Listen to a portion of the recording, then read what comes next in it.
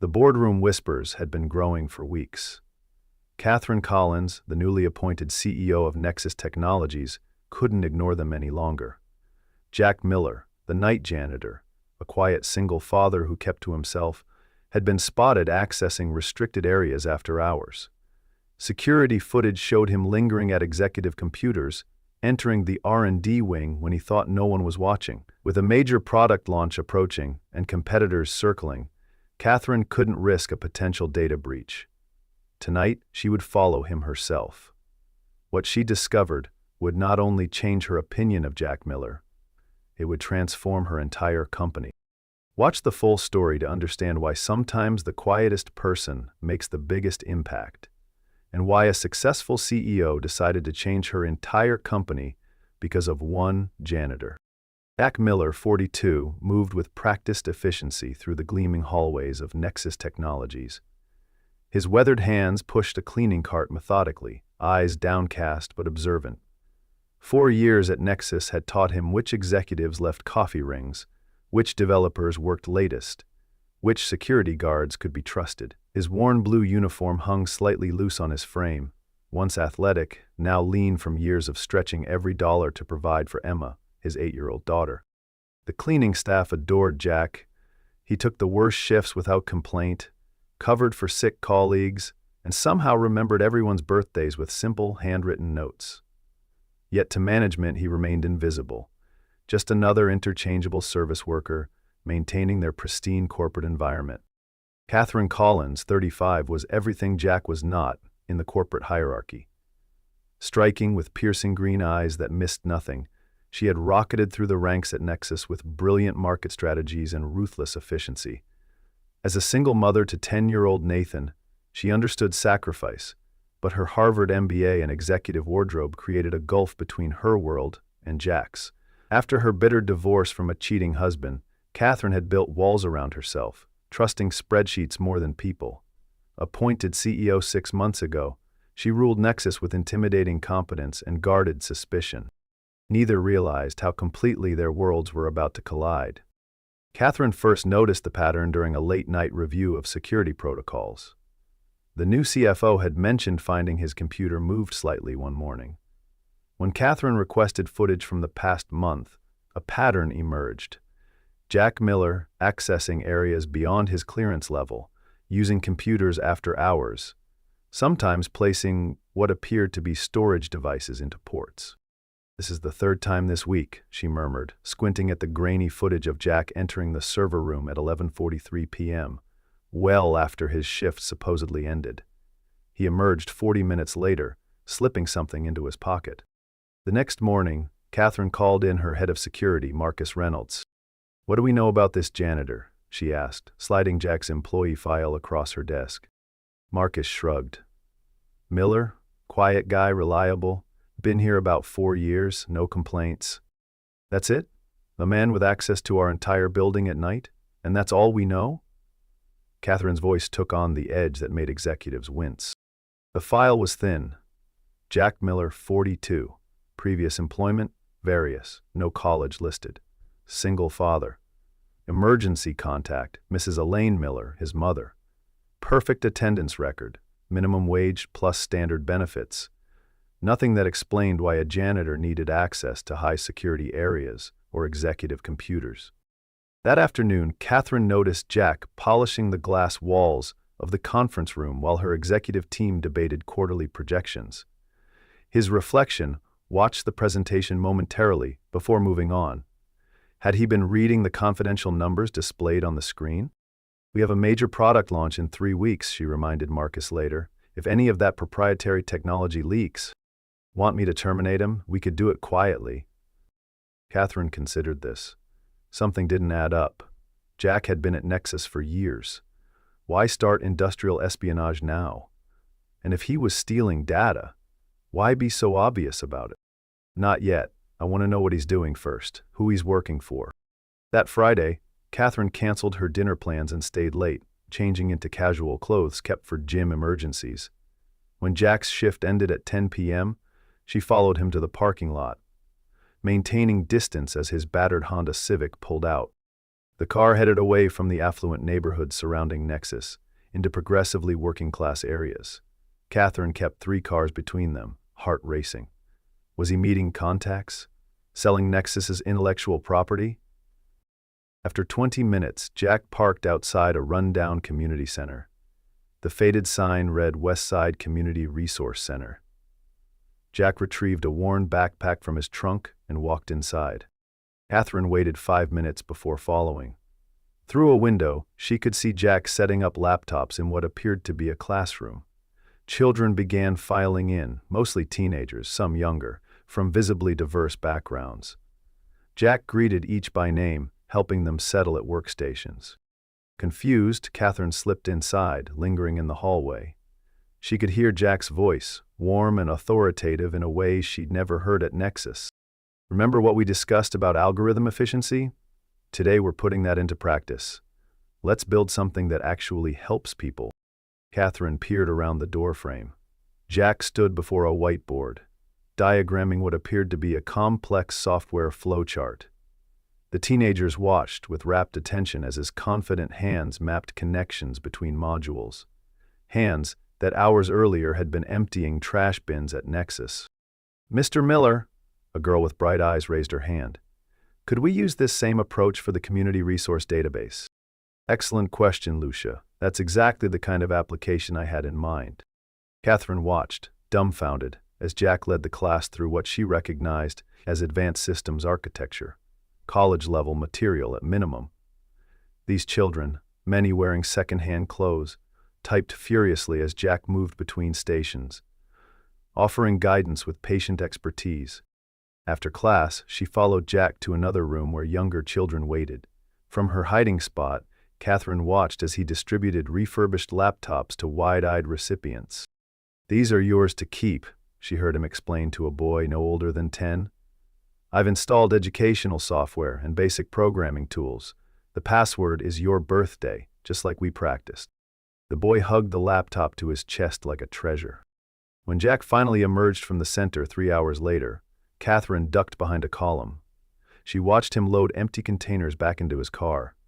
The same containers she'd seen him carrying out of Nexus. Not stolen technology, but donated equipment. Her phone vibrated with an urgent email from her assistant. Distracted, Katherine failed to notice Jack approaching until he spoke. "Ms. Collins, is everything all right?" She froze, caught in her surveillance. Jack stood a respectful distance away, confusion evident on his tired face. "I was just dropping off donations," she improvised, gesturing vaguely toward the center. Jack's expression remained neutral, but his eyes, surprisingly sharp and intelligent, reflected disbelief. "The center always appreciates support," he said carefully, "especially from someone like yourself." "Someone like myself? Someone with influence?" He hesitated. "If you're interested in the program, I'd be happy to show you around properly next time. We teach coding, digital literacy, resume building, basic skills that might help these kids break cycles of poverty. And you're qualified to teach these things because—" The question came out more accusatory than intended. Something shuddered in Jack's expression. "Good night, Ms. Collins." He walked to his car without looking back, leaving Katherine with more questions than when she'd arrived. The next morning, Katherine instructed her assistant to compile everything available on Jack Miller. By afternoon, she had her answer, one that made her sink into her chair in disbelief. Jack Miller wasn't just qualified to teach programming. According to archived articles and patents, he had once been Jonathan Jack Miller, Senior Systems Architect at Empirical Software. More startling, he had been part of the original development team for the core technology that Nexus had later acquired and built their flagship products upon. "This can't be right," Katherine muttered, scanning employment records. Jack had held a prestigious position at Empirical, then abruptly disappeared from the industry 5 years ago. Further digging revealed the reason: a wrongful termination lawsuit that Jack had filed against Empirical's then CEO William Harrington. The suit claimed Jack had been fired after blowing the whistle on unsafe shortcuts in medical software that could have endangered patients.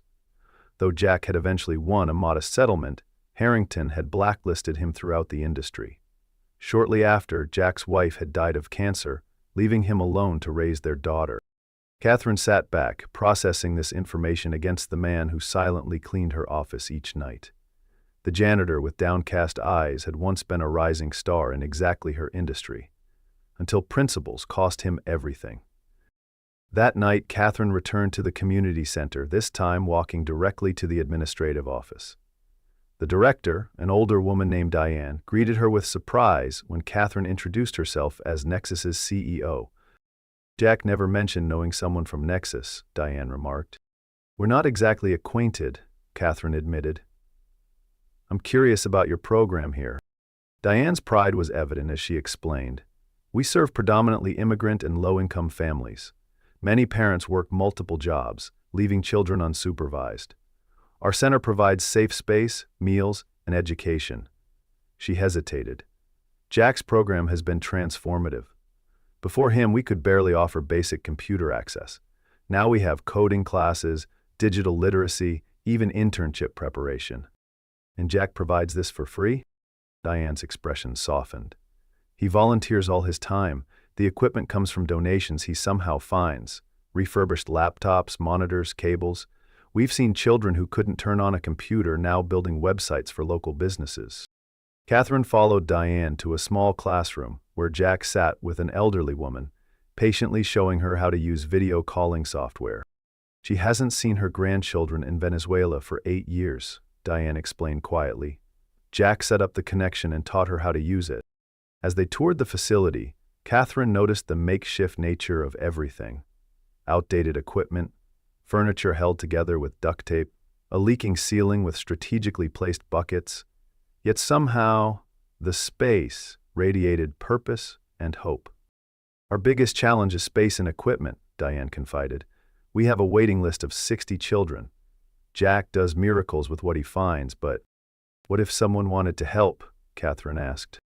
Diane's eyes widened. "That would be extraordinary." The next day, Katherine authorized an anonymous corporate donation to the West Side Center. Enough for building repairs, new equipment, and expanded programming space. When Jack arrived that evening to find new computers being installed, Diane simply said they'd received an unexpected blessing. Over the following weeks, Katherine found herself inventing reasons to work late, observing Jack from a distance. Once aware of his background, she noticed the incongruities. How he methodically organized server cables that most janitors would jumble together. How his eyes lingered on code displayed on developer screens.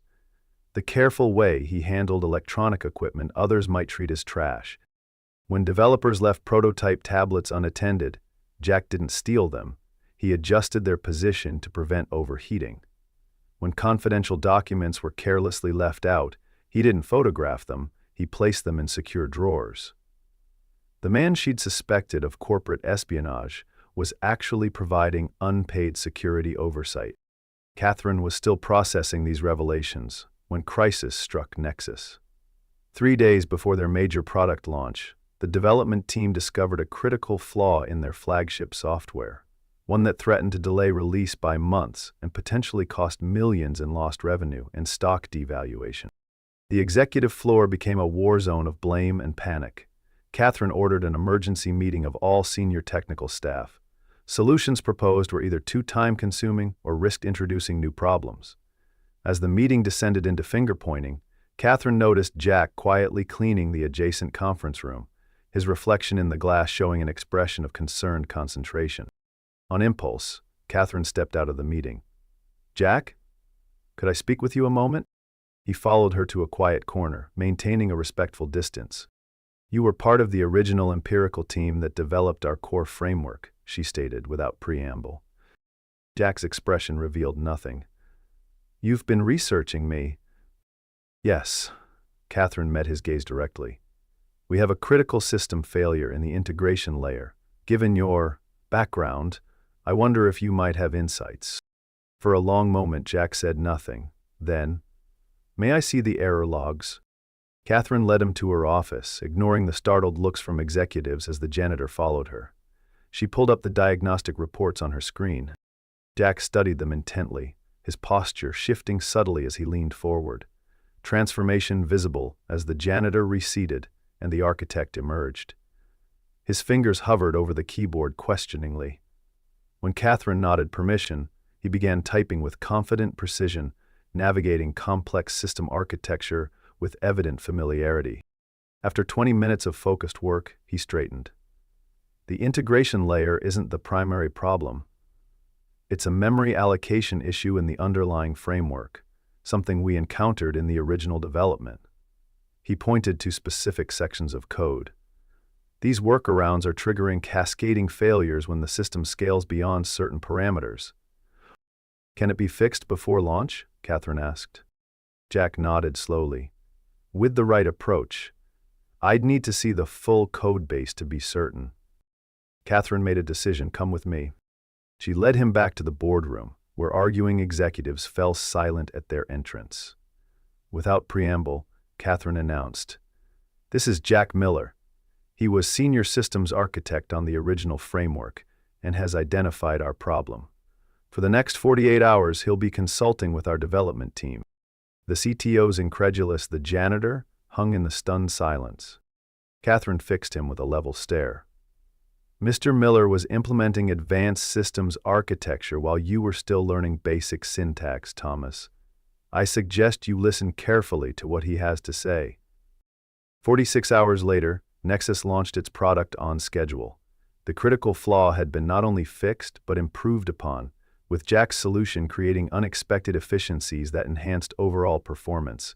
The stock price jumped 12% by closing bell. In the aftermath, Katherine called an all-hands meeting. The entire company, from executives to maintenance staff, gathered in the main atrium. Jack stood uncertainly at the back, still in his janitor's uniform. "Nexus faced potential disaster this week," Katherine began. "Our success today isn't just about avoiding failure. It's about recognizing value where we failed to see it." She gestured for Jack to join her on the platform. After a moment's hesitation, he complied, discomfort evident in his rigid posture.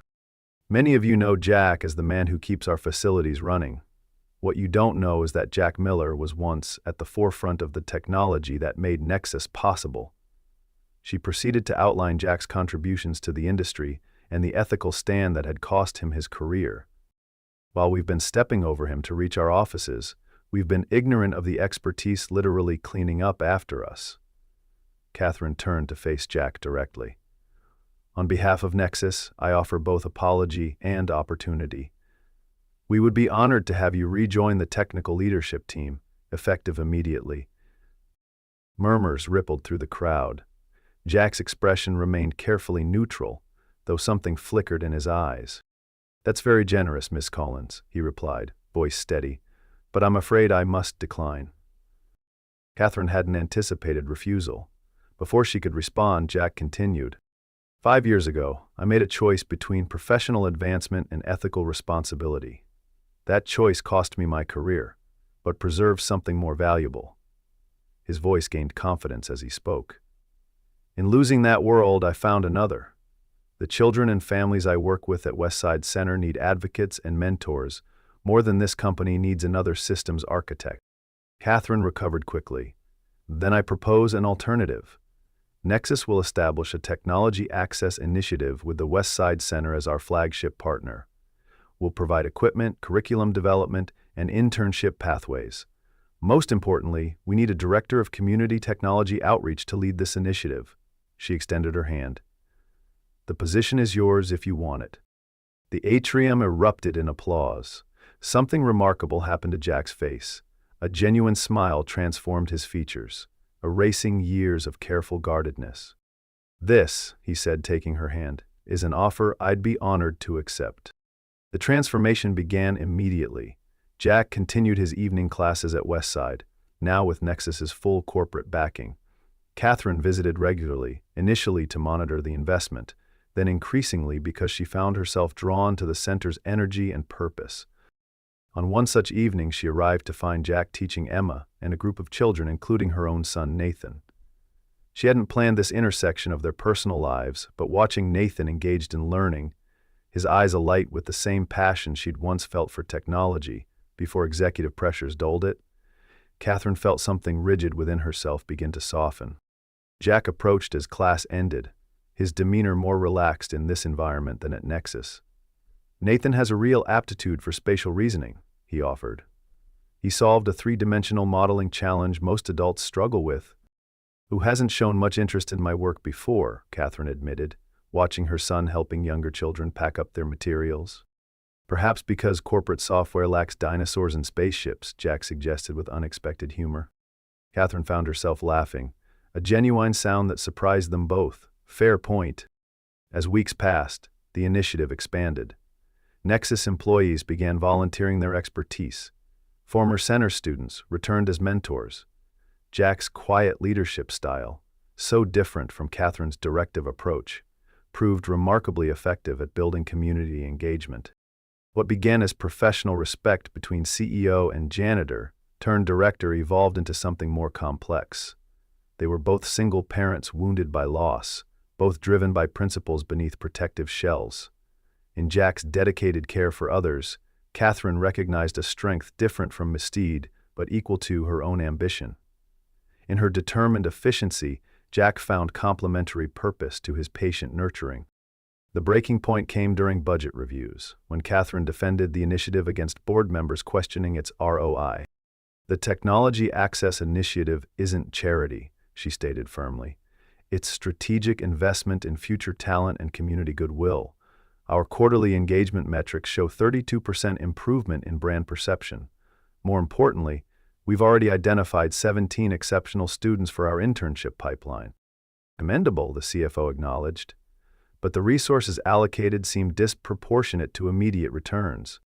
Jack Miller created our core architecture, then we relegated him to cleaning floors because the industry blacklisted him for ethical conduct, Katherine responded sharply. How many other brilliant minds are we missing because they lack opportunity, not ability? This initiative corrects institutional blindness while building competitive advantage.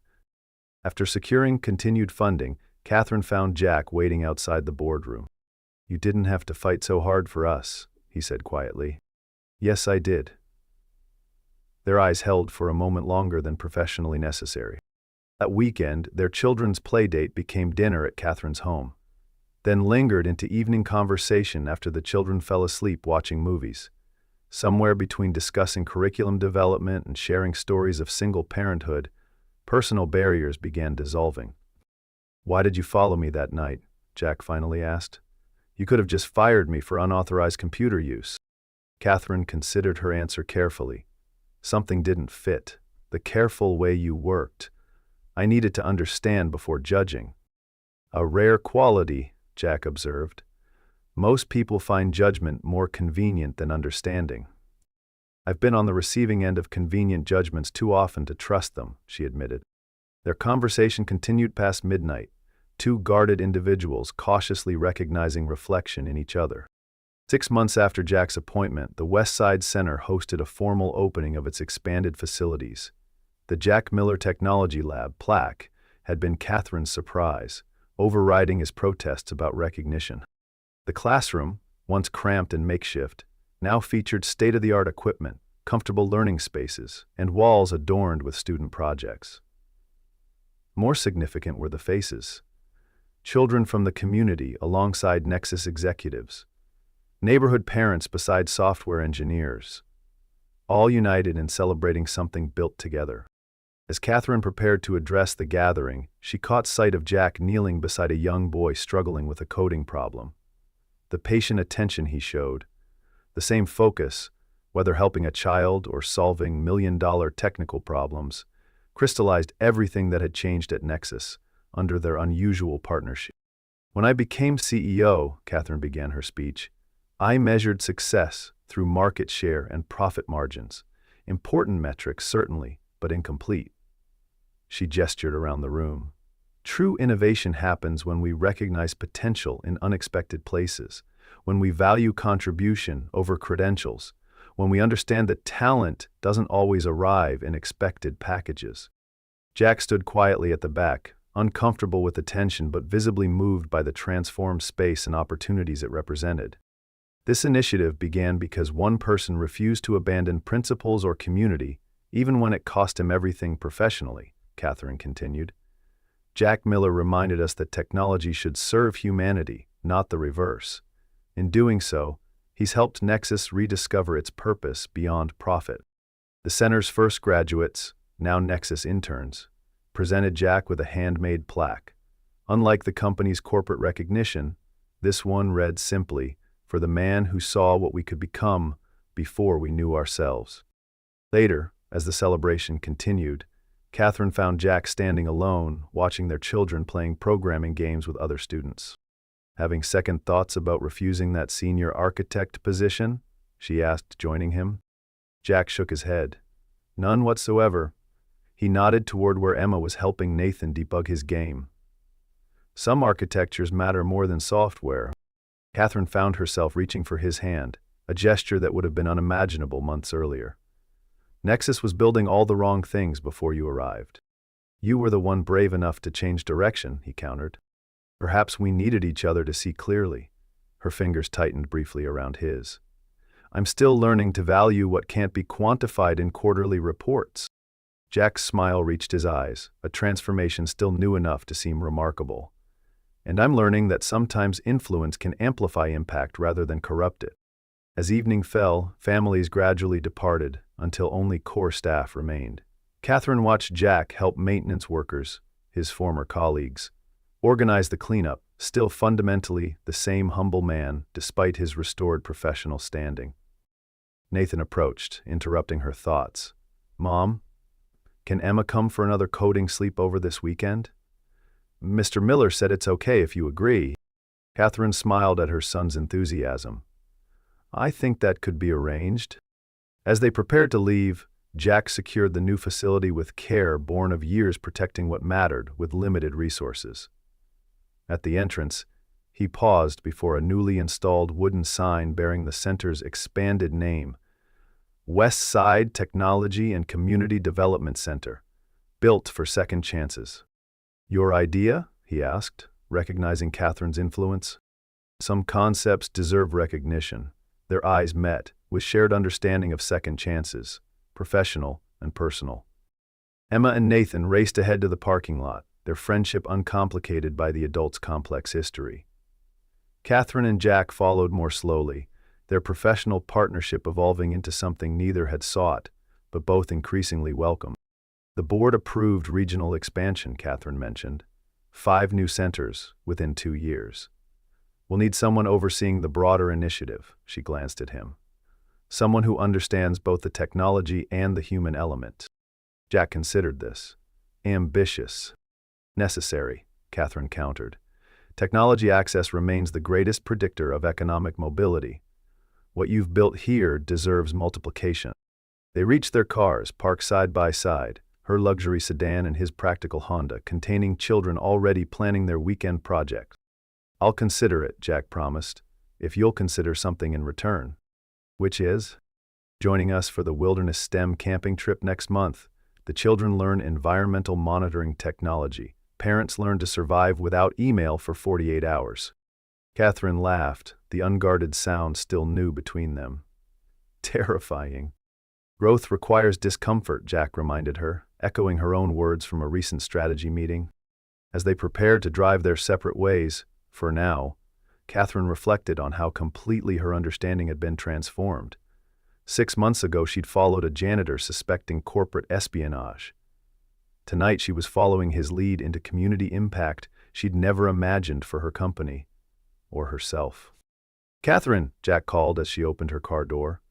When she turned, his expression held the quiet certainty that had first drawn her attention. "Some of the parents are organizing a community dinner next weekend. Nothing formal. You and Nathan would be welcome." The invitation hung between them. Professional collaboration edging toward personal connection. "We'd like that," she answered simply. As they drove away in opposite directions, her to the executive neighborhood, him to his modest apartment, Katherine caught a final glimpse of the center in her rearview mirror.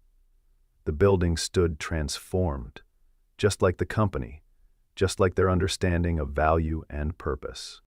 What began with suspicion had become partnership. What started as corporate initiative was becoming community. And something that had begun as professional respect was becoming Katherine smiled to herself, comfortable with leaving that particular development unfinished for now. Some architectures needed time to reveal their full design.